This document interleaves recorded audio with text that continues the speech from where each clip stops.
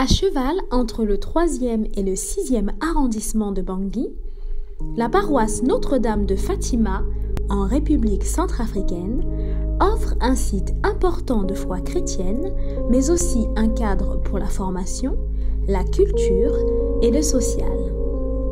Telle une énigme, cette paroisse s'est vue imposer une série noire de 2014 à 2018, alors qu'elle abritait plus de 5000 personnes déplacées par le conflit armé. L'on parle des héros de Notre-Dame de Fatima. Comment comprendre les tueries cycliques en cette paroisse? Comment la communauté chrétienne de Notre-Dame de Fatima a-t-elle réagi face à ces tueries pour à chaque fois renaître de ses cendres? Dans quelle perspective? En quoi sont-ils considérés comme des héros?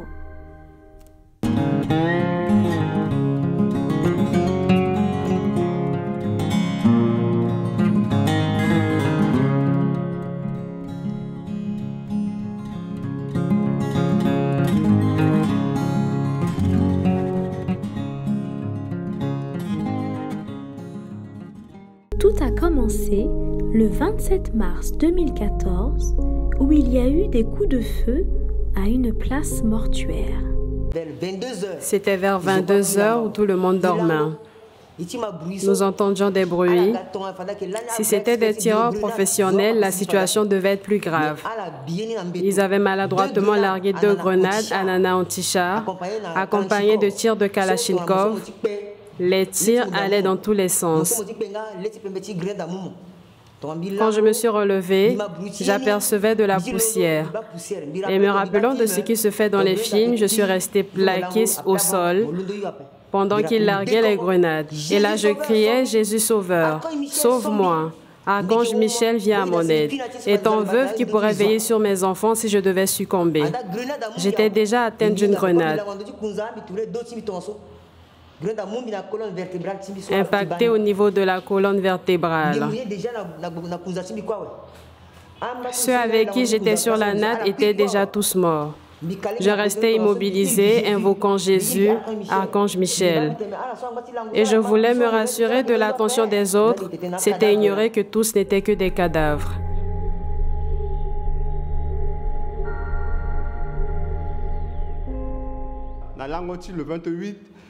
Le 28 mai, j'étais à mon atelier. Mon atelier de menuiserie n'est pas loin de la paroisse de Fatima, à une distance d'au moins 150 mètres quand on vient de kilomètre 5. Quand il venait à Fatima, je travaillais avec mon équipe dans l'atelier. Quelqu'un était venu nous informer qu'un groupe de commerçants de kilomètre 5 se dirigeait vers la paroisse de Fatima, qu'il était préférable de tout fermer et partir. J'étais pris de panique. Je n'ai pas suivi une quelconque formation militaire, je ne suis qu'un commerçant. Nous avions tout rangé à la hâte. Cependant, certains de mes employés restaient encore dans l'atelier. En sortant, je me suis retrouvée en face des assaillants. J'ai échappé à leur tir qui a impacté la porte. Un de mes employés qui voulait sortir a reçu une balle, alors que je me suis sauvée derrière l'atelier. Par la grâce de Dieu, la balle a traversé son pied gauche pour se loger dans le pied droit sans toucher sa veine. Puis tous les deux, nous avions fui. J'étais préoccupée par son état vu qu'il était sous ma responsabilité.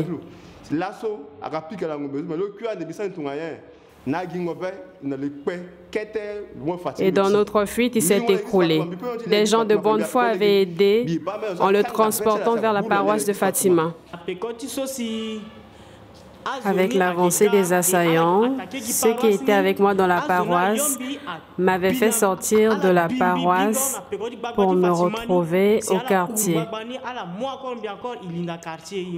Ensuite, on m'a emmené à l'hôpital communautaire. J'ai été prise en charge par la Croix-Rouge internationale. Les attaques n'étaient pas seulement contre les habitants de Fatima, mais également contre leurs maisons et leurs terrains. Ils avaient incendié les maisons avec des produits à base de gaz.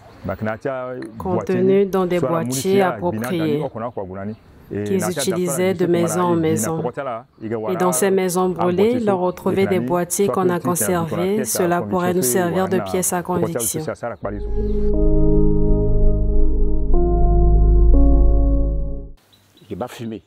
On voyait de la fumée à 200 mètres. Avec des voisins, on observait la scène. Vers l'église de Kina, il y avait aussi de la fumée. C'est comme si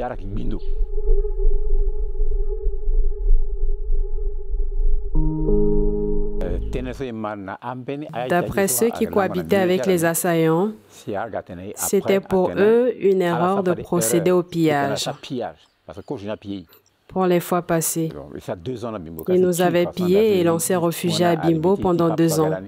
Nous sommes retournés ici par rapport à l'arrivée du pape. 3 mois après le départ du pape, ils sont revenus cette fois-ci pour tout incendier. D'après les dires, les pillages étaient une mauvaise stratégie.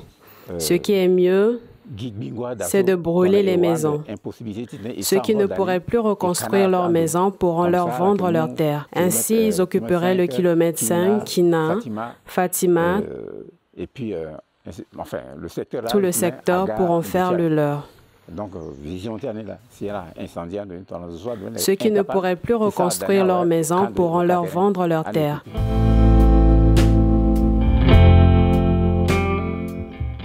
Ils traversaient le quartier Makambo pour déboucher sur Kina. J'étais allé découvrir ma maison en feu. Quand la situation s'aggravait, nous avions délaissé notre maison dans l'espoir de revenir plus tôt. Un soir vers 19h, un de nos voisins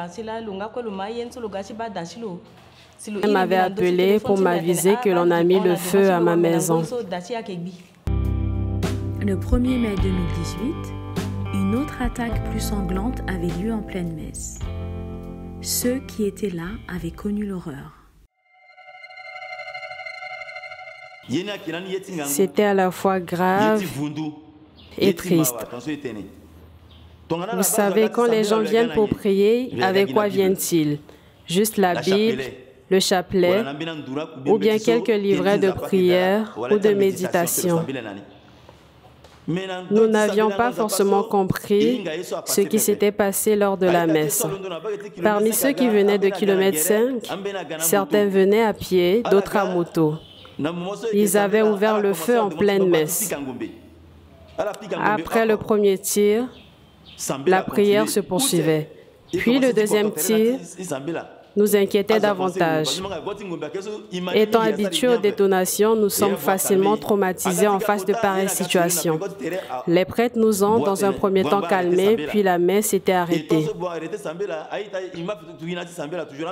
Cependant, certains continuaient de faire du chapelet. Toute issue de sortie était occupée par les assaillants.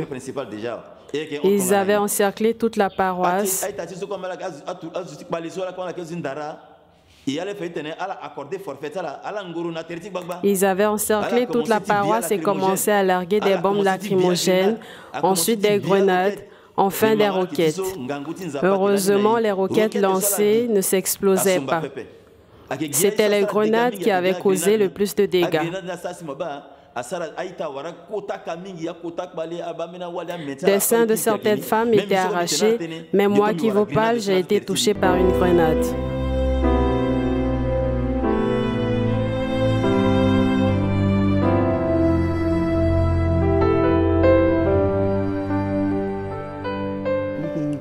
Je recherchais quelques membres du mouvement Saint-Joseph pour avoir des informations.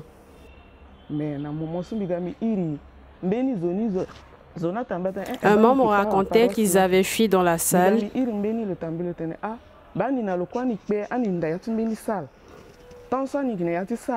Dans cette salle, il y avait une maman avec son bébé qui pleurait. Il avait aidé à s'installer pour allaiter le bébé.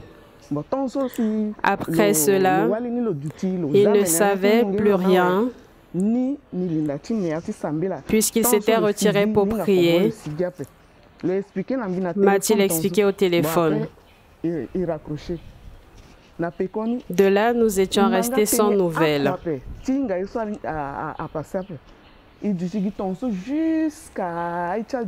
Plus tard, j'étais appelée par ma nièce vers 17 h pour nous rendre à la morgue.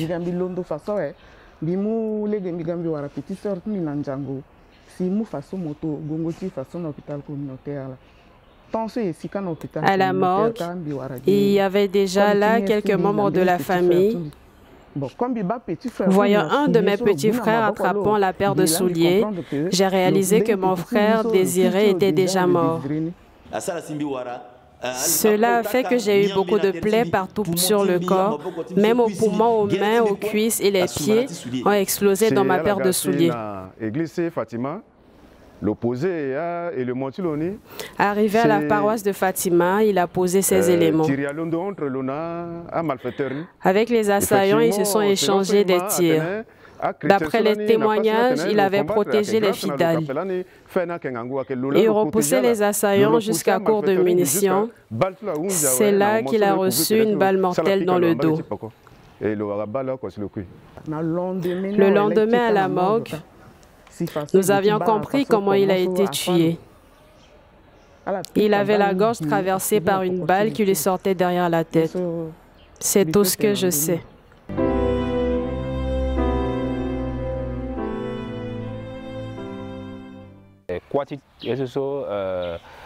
La mort de l'abbé Tongomale Baba n'est pas seulement une perte chrétienne, mais aussi pour les musulmans.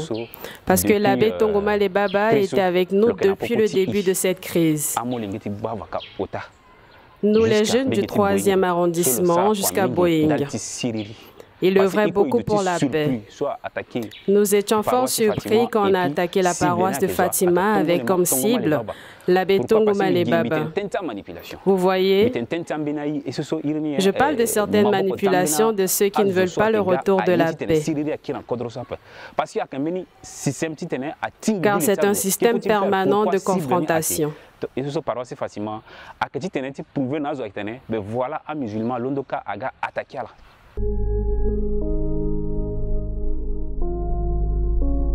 Malgré ces drames infligés, la communauté chrétienne de Notre-Dame de Fatima a fait preuve d'une résilience particulière. On a eu à proposer aux jeunes la formation sur le leadership, à être comme un modèle pour les autres et à lutter aussi pour que la paix puisse revenir dans notre pays. En étant jeunes, nous devons continuer toujours à se former, à s'auto-former. C'est ce qu'on a pu inculquer à notre jeune, surtout la formation. C'est ça qui fait la force de l'avenir de notre pays. Au regard du sentiment de vengeance qui animait certains déplacés, les jeunes de la paroisse vont mettre en place un service d'écoute et d'apaisement. Vous savez, les déplacés étaient venus sur le site des déplacés avec des sentiments de haine, de violence et de vengeance. Et nous, en tant que jeunes, puisque dans notre mission, c'est d'aider ceux qui ont des problèmes, nous avons cette mission-là de venir à côté d'eux pour apporter quelque chose. Et lorsqu'on était venu auprès d'eux, on s'est rendu compte qu'ils étaient dépassés de tous ces sentiments. Et la seule chose qu'on pouvait mettre en place, c'est de les écouter et de voir dans quelle mesure les aider pour qu'ils sortent de cette situation. Cette expérience nous a permis de comprendre que aujourd'hui, lorsqu'on est face à une situation, on peut avoir un autre comportement. Mais lorsqu'on est apaisé, on peut avoir un autre comportement. Et ceci nous a amené à voir clair avec nos frères qui ont commencé peu à peu à être adoucis pour passer à une autre étape qui est l'étape de changement et de marche. Plus que des services d'écoute, les jeunes de la paroisse Notre-Dame de Fatima vont réaliser La Colombe, un film pour plaider la paix entre les communautés. Ce film est le fruit de cette écoute-là. Parce qu'on avait démarré par les écoutes, on s'était rendu compte qu'il y avait l'esprit et les sentiments de haine et de vengeance qui étaient là. Et pour faire partie de ces sentiments, il faut mettre en place des activités. Et l'une des activités était ce film La Colombe qui pour nous est un message qu'on devait lancer très haut et fort, même au-delà de nos frontières, pour sensibiliser à la paix. Parce que le message fort que nous pouvons retenir de ce film est que nous voulons amener les gens à réfléchir sur ce que c'est que la justice pour ne pas penser à ce que la vengeance ou la violence est la maître solution à toute chose. Vous savez, le film, c'est un moyen de loisir aimé par beaucoup de gens. Et par ce film, on a mis en scène des réalités concrètes. Puisque dans le film parlait d'un jeune chrétien et un jeune musulman. Puisqu'on a tendance à nous amener dans cette crise qui étant une crise interreligieuse, nous, jeunes de Fatima, avions compris cette histoire-là. Et c'est pourquoi nous avons mis en place ce film pour essayer de sensibiliser, puisque la question de haine, la question de violence ne résoudra pas le problème. Puisque tous nos problèmes, on peut les résoudre si on cherche les vrais, comment je pourrais dire, les teneurs ou bien ceux qui sont la cause des problèmes pour nous permettre de sortir. C'est pourquoi on a voulu mettre en place ce film qui pour nous est un moyen qui permettra même de sensibiliser au-delà de nous, puisque si c'est à notre niveau, ça va être limité, mais un film peut partir même au-delà de nos frontières. Au départ, pour nous, c'était pas facile, mais quand nous nous sommes mis, on s'est rendu compte que tout était possible. Certains jeunes ont amené leur caméra, d'autres ont apporté leur ordinateur, certains ont apporté leur expertise, d'autres ont apporté leur expertise en montage, et c'est ce qui a fait qu'on a réalisé le film. On peut vous dire aujourd'hui que c'est la contribution des jeunes eux-mêmes pour mettre en place ce film. Initialement, j'habite le quartier BRX, mais avec les événements dramatiques, nos maisons ont été détruites. Je me retrouve derrière Saint-Jacques, mais pour des questions d'habitude, je suis restée fidèle à ma paroisse Fatima. Ce qui me fortifie et m'encourage à venir à Fatima, c'est la grâce de l'Esprit Saint. Il m'a ôté la peur et je ne peux aller nulle part. Je préfère rester fidèle à ma paroisse, bien qu'il y ait beaucoup d'églises à choisir. Je ne suis pas effrayée. Même s'il y avait des drames chez moi, je continuerai de venir prier ici.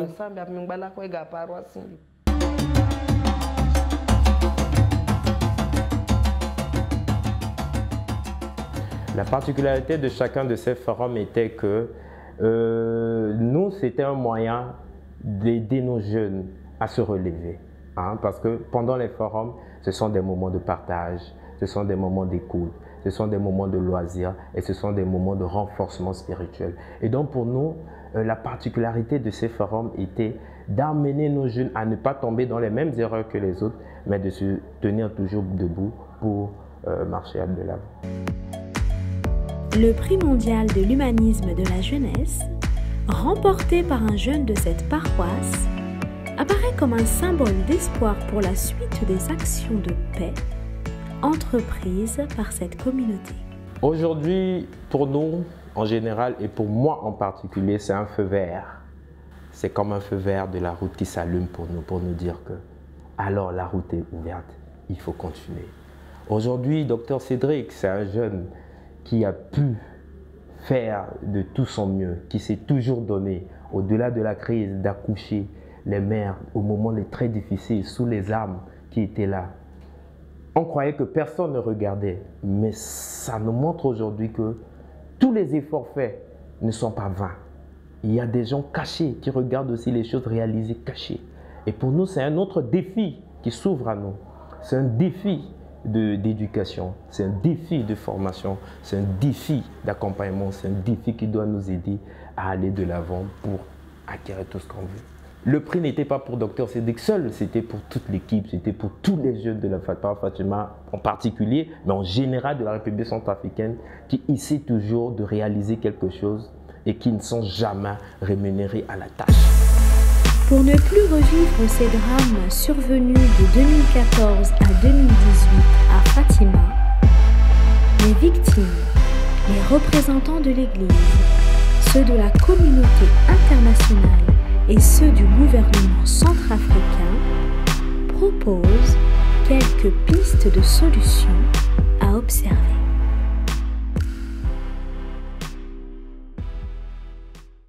Ce qui est passé est passé. Je demande à mes compatriotes centrafricains de tourner la page et à aller de l'avant. Nous attendons beaucoup des autorités. Notre pays est un pays indépendant. Nous demandons au président de la République et au gouvernement de veiller sur nos frontières, surtout le ministère de la Sécurité publique et de l'Intérieur, de revaloriser nos chefs de quartier, puisque c'est dans les quartiers que l'on retrouve de tout, afin de renseigner sur des intrus. Cela aiderait beaucoup à sécuriser notre pays des dangers d'infiltration étrangère.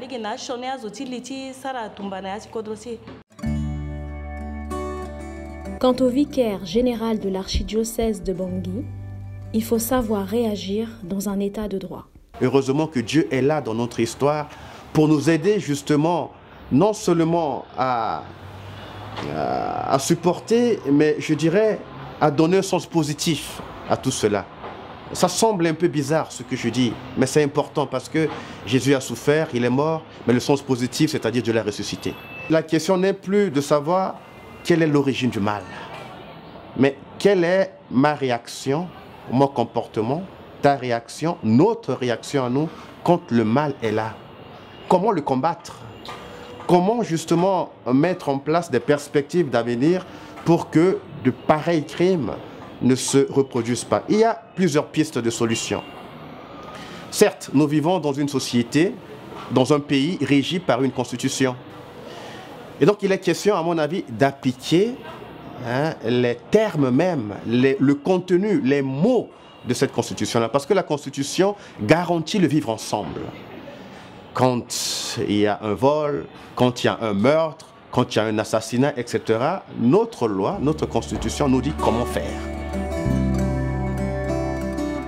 Pour la ministre de la Défense et de la Reconstruction centrafricaine, la sécurité du pays passe par la formation et le redéploiement de l'armée centrafricaine. La valeur d'un pays dépend de la valeur de son armée. Et c'est l'objectif que nous recherchons aujourd'hui.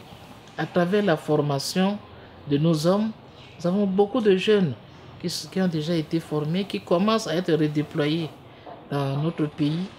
Nous en recrutons aussi parce qu'on a taxé notre armée d'une armée monocolore parce qu'on dit que c'est une région qui est dominante par rapport à d'autres.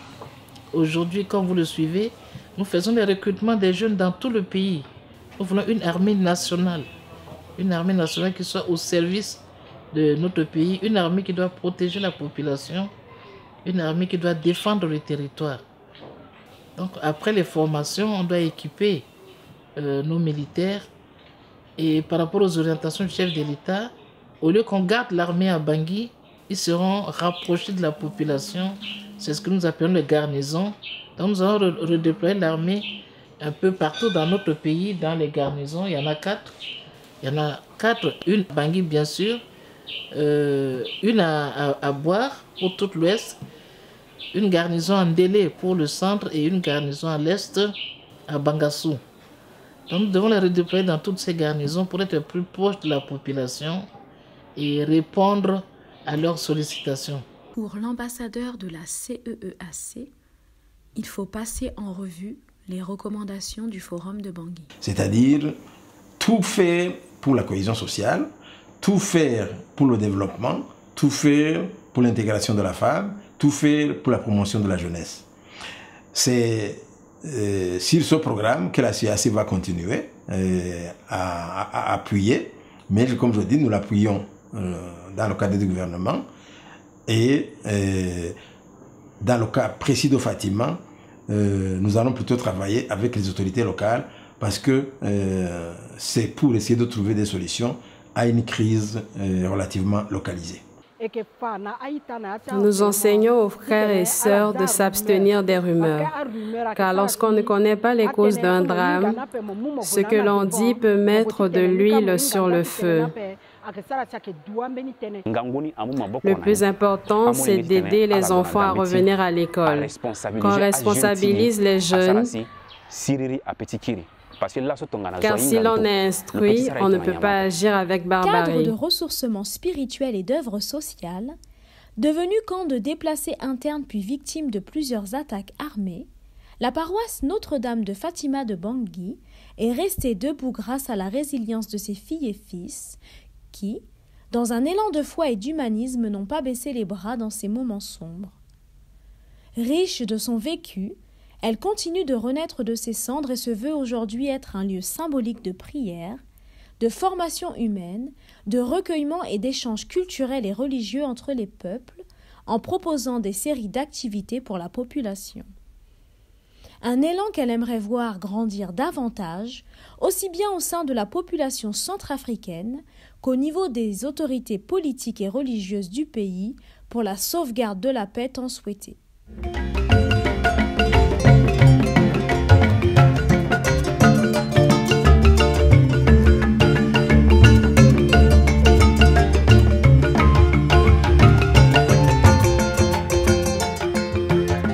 Si le pays est sécurisé, il y aura la paix et tout redeviendra normal.